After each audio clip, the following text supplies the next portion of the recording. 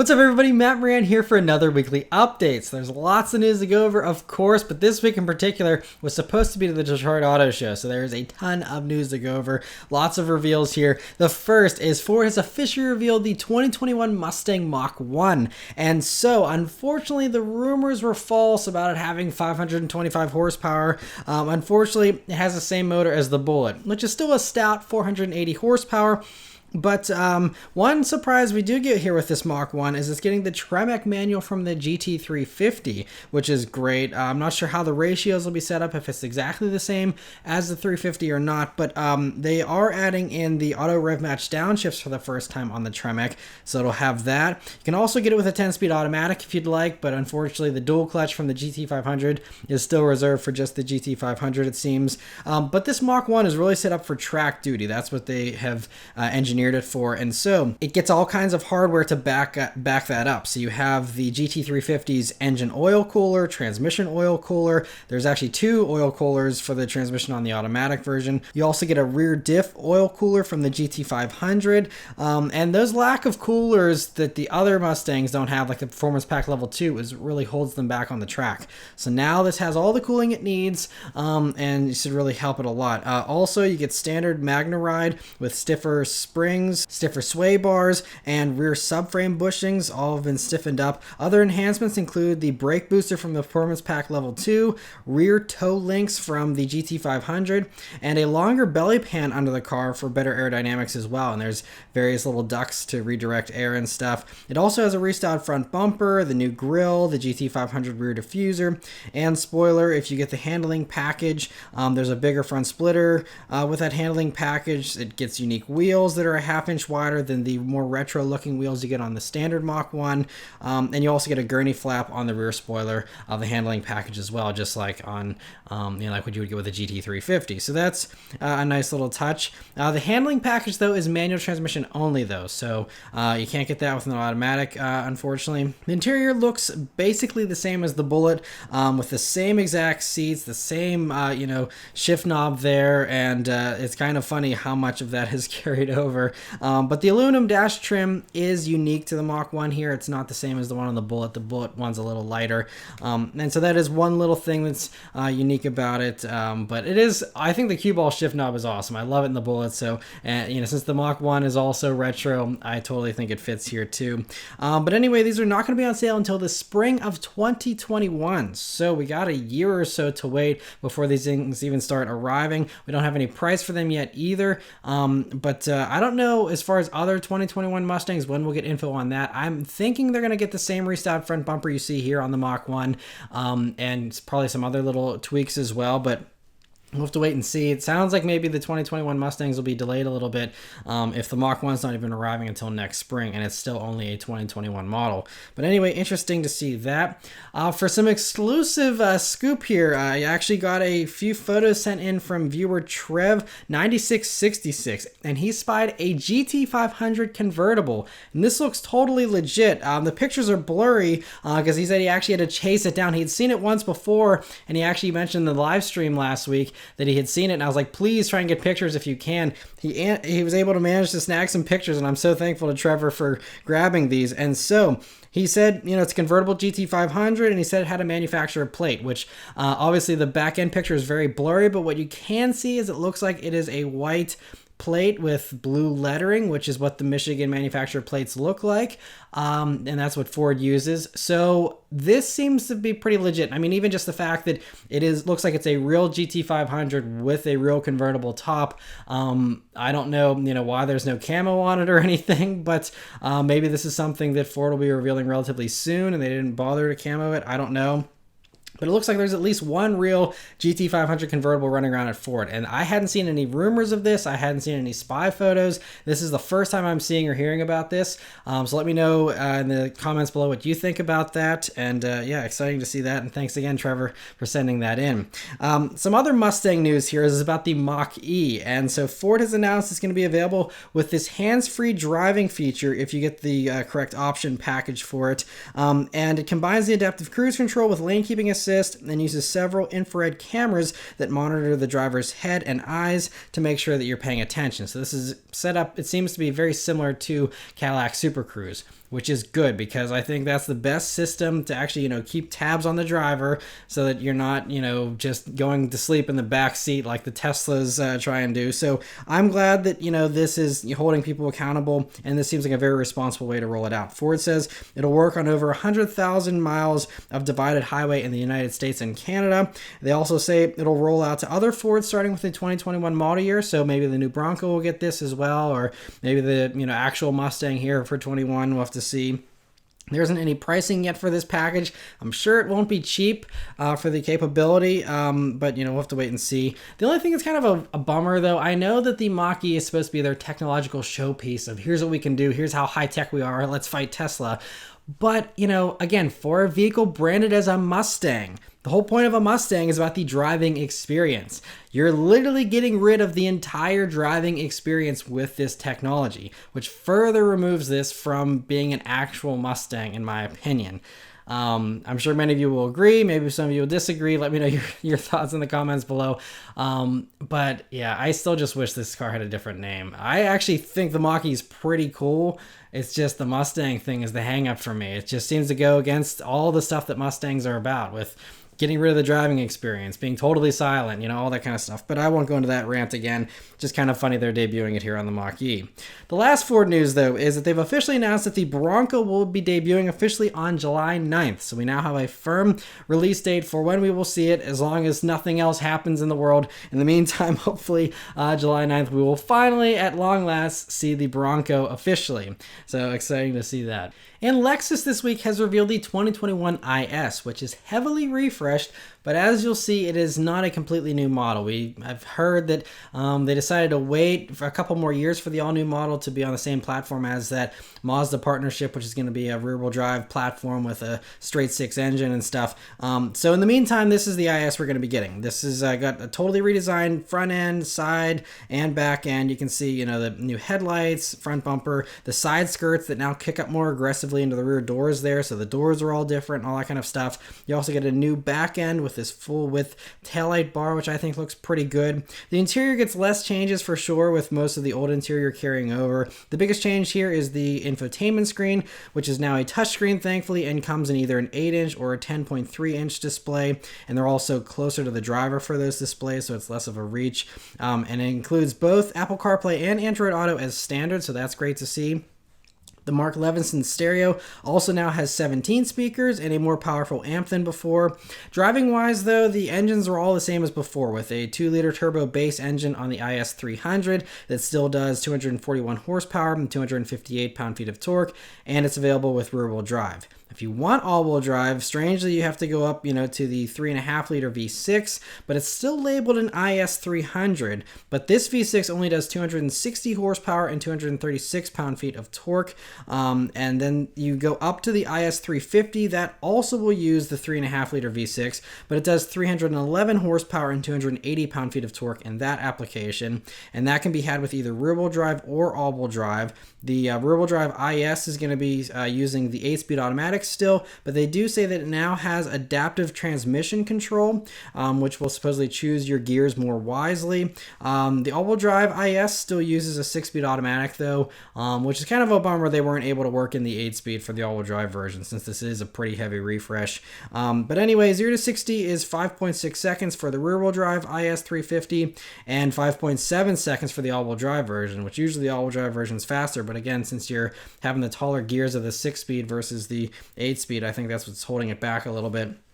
The biggest changes, though, seem to be the handling. So the body is stiffer now with several different reinforcements. The springs are lighter than before. The A-arms are now made out of forged aluminum instead of steel. Stabilizer bars are also lighter now. There's also new shocks that provide better damping. And on top of all of that, there's also a new dynamic handling package you can add on to the F-Sport trim that gives unique BBS wheels that are 4 pounds lighter, a retuned adaptive suspension. The Sport Plus mode is only on these handling package ones. And then there's also a torsion limited slip differential for the rear-wheel drive versions. And then you get carbon fiber mirror caps, carbon fiber spoiler, all that kind of stuff.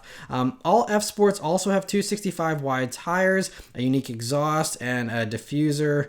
that's unique, and then a cool air intake with sound generator to enhance the V6 sound. So that's stuff that comes on all the F Sports, and that handling package just amps up a little bit more. And then lastly, all 2021 IS models get all the driver assistance stuff as standard, including adaptive cruise, lane trace assist, blind spot monitoring. All that stuff is standard now. So you don't have to pay for any kind of safety package on the IS, which is kind of nice. They bundle it in, but I'm almost certain that's going to drive the base price of this up, a decent amount. So we'll have to wait and see. We don't have any additional actual pricing or anything yet, but they say these are going to be on sale in the fall. So we'll have to see how it shakes out. But the new Acura TLX I just covered a couple weeks ago also comes out this fall, and that is all new. And yes, it doesn't have a V6 anymore for the regular TLX, and yes, it has a little bit less horsepower than the V6 IS here, but I'm just more excited by the TLX, I think, because it's all new, and it's, seems like it's a little bit more sporty with its setup, since it's, a ground up thing, and they really seem like they put more into the TLX. But we'll have to wait and see with the IS. Supposedly they claim it really does handle a lot differently, and I'm excited to try that out and see how it does. Another reveal this week, Nissan has revealed the 2021 Rogue officially. So it's a pretty handsome restyle in my opinion. We've already seen a couple angles from the leaks in the past few months. But anyway, Nissan says it's about 100 pounds lighter than the old Rogue, so driving dynamics should improve theoretically. Mechanically, it still runs a 2.5 liter naturally aspirated 4-cylinder, but it is a little more powerful now than before, with 11 extra horsepower, 6 more pound-feet of torque for 181 horsepower and 181 pound-feet of torque as well. Autoblog has asked the Nissan executives about the possibility of a VC turbo motor, and they say there's no turbo version in development. So the rumors there must be false. There's rumors it would be in there, and that kind of made sense. They would do a turbo version, since that would compete more closely with the CX-5, which has a turbo option, and the Ford Escape, and the more powerful options from other brands as well. But anyway, for this 2.5 liter engine, it runs through a CVT still, of course. The interior is pretty impressive, though. At least on these top trims, it looks like there's lots of padding everywhere, quilted leather seats, and wood trim. And it's pretty high-tech, too, with a standard 8-inch touchscreen with smartphone integration. And then there's also a standard 7-inch gauge display. But higher trims get a 9-inch touchscreen infotainment system and 12.3-inch digital gauges, which actually look pretty cool there from the couple shots. It's got like this really futuristic look to the tach and the speedometer. There's even wireless CarPlay available on some of the higher trims, which I think is the first time Nissan's gotten that, so that's cool. You can even get tri-zone climate control, so the back seat can have their own climate controls. That's pretty cool as well. And so these are going to be on sale this fall too, but we don't have any pricing yet for these either. Another vehicle that was revealed, BMW has revealed the refreshed 2021 M5. So this comes just a couple weeks after we saw the regular 5 Series refresh, and of course the M5 gets much of the same stuff with the updated front end and back end, headlights, taillights, and the usual M aggressiveness, which makes it a little bit sportier than the regular 5 Series. It still runs the same twin-turbo V8 for 600 horsepower in the regular car, 617 in the competition. The competition version does get different shocks, though, and suspension tuning supposedly for a smoother ride than before, along with a new track mode that turns off all the driver aids and the infotainment system in the stereo. So when you're in track mode, you actually can't listen to the stereo or fiddle with the infotainment because they want you to be that focused since all the driver aids are off, which is kind of funny, but kind of makes sense. So it's kind of cool. Inside though, it gets the same upgrades as the new 5 Series, meaning a 12.3-inch screen there in the middle instead of the 10-inch one from before. It now supports Android Auto, thankfully, in addition to the existing Apple CarPlay integration. There's also some new colors to go along with all that change, and it's going to be on sale in August, starting $800 higher for a new starting price now of $104,495, and the competition version is going to be starting at $112,095. And a competitor to the M5, the Mercedes E63S, was also refreshed here this week for 2021, and so it's a nice improvement. I think the performance is the same as before, so it really is just the new looks of the 2021 E-Class that carry over here for the E63. The interior gets the same new steering wheel that Mercedes will eventually roll out to most of the other models. Otherwise, it's just new paint and interior options. That's about it.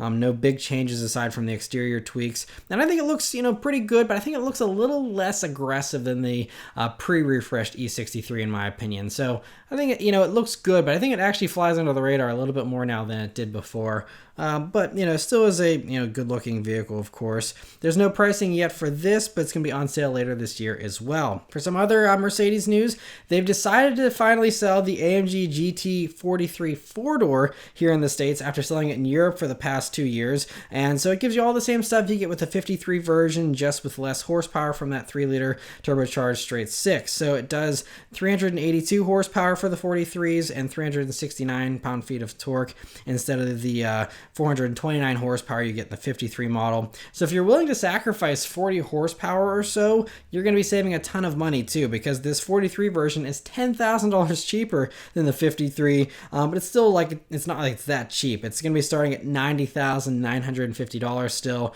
but considering the 53 is $100,000, that's a good savings if you're okay with 40 less horsepower. It's not like this 43 version will be slow or anything, but anyway, it's going to be arriving at dealers late this year if you're interested, and so cool to see that. Porsche has officially revealed the Cayenne GTS and GTS Coupe this week, and so it has all the same specs that AutoBuild reported on last week that I already covered in last week's update, but for those of you who missed that, it's got the 4-liter twin-turbo V8 from the Panamera GTS for 453 horsepower, 457 pound-feet of torque. 0 to 60 is 4.5 seconds, or 4.2 seconds if you get the Sport Chrono package, which is actually standard on the coupes and is an option on the regular version. Aside from the usual black accents and the GTS badges, the unique thing about the GTS is you see it has a dual center exhaust, but that is also optional. So you can still get a GTS with regular exhausts, I guess, but it's I think it's a pretty cool look to have the center exhaust on the Cayenne. All GTS models get Porsche's active suspension management and the air suspension, which are usually expensive options. Those are now standard on this, and that also makes it 1.18 inches lower than the Cayenne S. So a little bit of a sportier height there.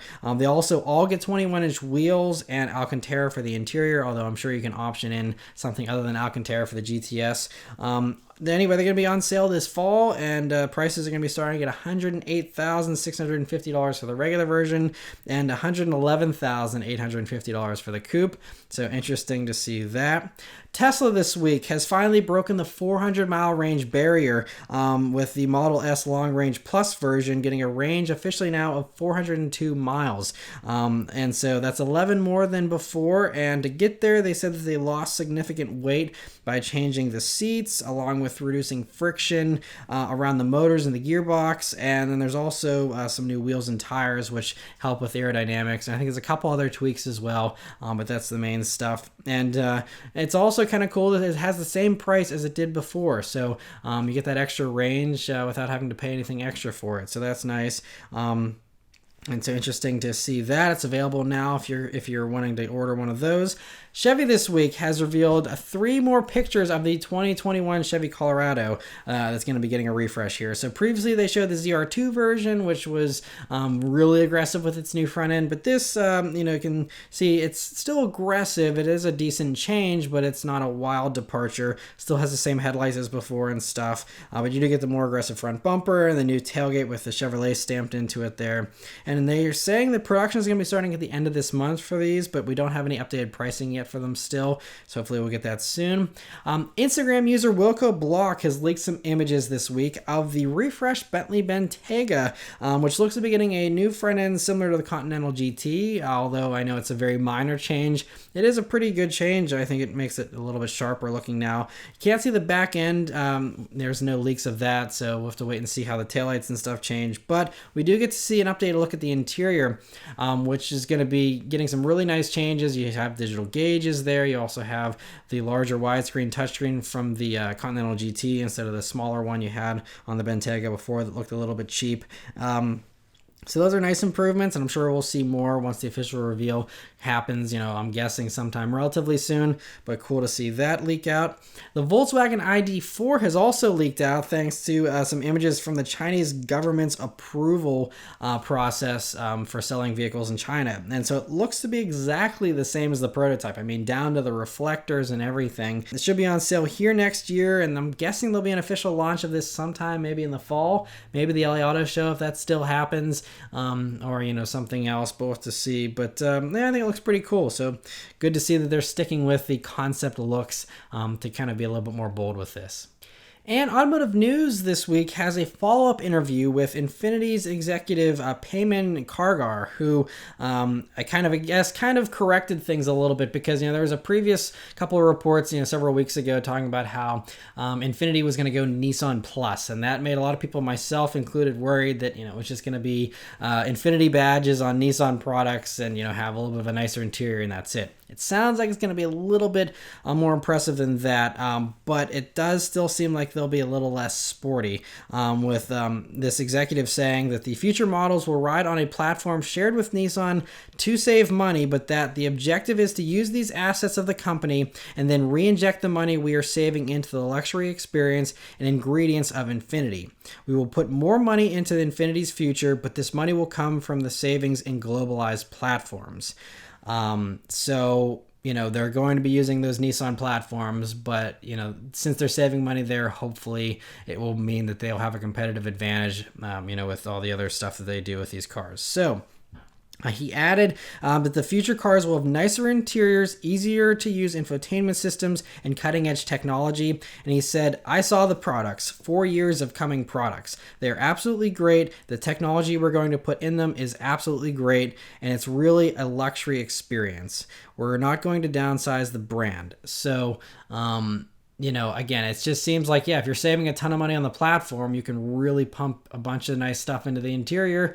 And sadly, for most buyers these days, that, you know, is probably the smart way to do things, because, you know, everyone's, you know, look at all the people who buy BMWs. It's the ultimate driving machine, but how many of those people actually do any kind of sporty driving in their BMWs? Like, you know, putting the sporty dynamics into them is almost a little bit of a waste. I mean, I'm glad they do it. Obviously, I'm an enthusiast. I like the sporty stuff, but I can certainly see how it makes a lot of sense for Infiniti to just, you know, have these shared platforms, obviously make some significant changes to them. I don't think they'll be front wheel drive Infinitis, but, you know, pour the money into the interior and wow people with the tech and the luxury, because that's what sells luxury cars these days, not, you know, a dynamic driving experience for, you know, 95% of buyers, sadly. It's just the way things are.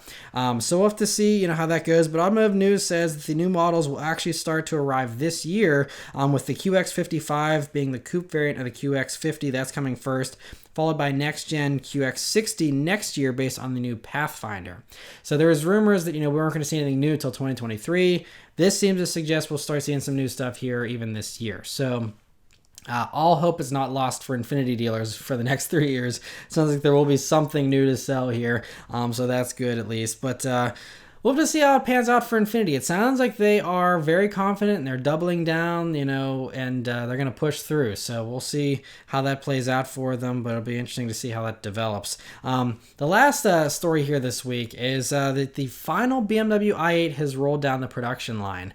And so with its successor reportedly being canceled and killed off by the BMW board and chairman and all that kind of stuff, they kicked it out. And so it sounds like now the M8 is going to be the new top of the line for the BMW range. And yeah, it's kind of a bummer because it was such a futuristic and cool design. It was very innovative for the time as well. I mean, you got to remember, when this debuted, plug-in hybrids were a really foreign concept, and especially in a performance car.